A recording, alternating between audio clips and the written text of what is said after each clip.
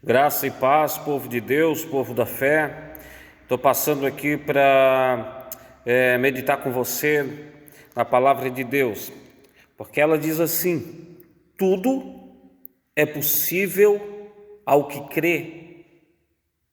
A Bíblia não fala quase tudo. A Bíblia não fala que algumas exceções. A Bíblia diz: tudo é possível ao que crê. Quando a Bíblia fala tudo, está incluindo os teus problemas. Quando a Bíblia fala tudo, ela está dizendo que não há enfermidade que através da fé Deus não possa curar. Quando a Bíblia fala tudo, não é o apóstolo Paulo que está mencionando, não é o apóstolo Pedro que está mencionando, ou qualquer outro profeta. Quem falou isso foi o Senhor Jesus.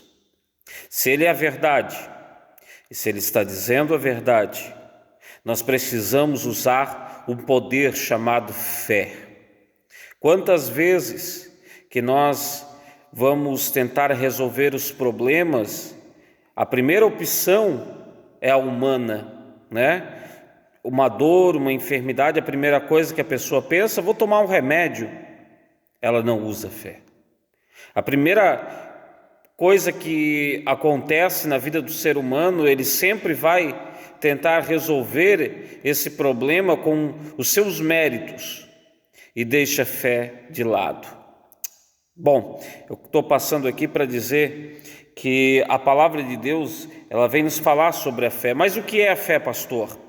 A fé, como diz Hebreus 11 primeiro, a fé é a certeza daquilo que esperamos. Então a fé não é apenas um pensamento positivo. A fé não é apenas acreditar que pode dar certo. Não, a fé é a certeza daquilo que esperamos e a prova das coisas que não vemos. Então a fé é certeza e prova. A fé não é achômetro. A fé não é pensamento positivo. A fé é uma arma, é um poder.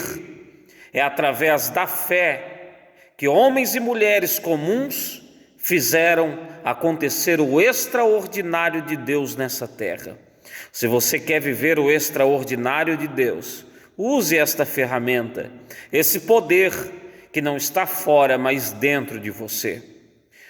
Amém, povo de Deus? Que Deus abençoe a tua vida e não esqueça, a fé que você precisa para vencer o mundo está dentro de você.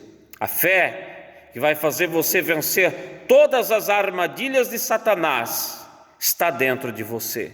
Não desanime, vamos para cima, vamos vencer, porque a fé que vence, a fé vencedora, está dentro de mim e de você.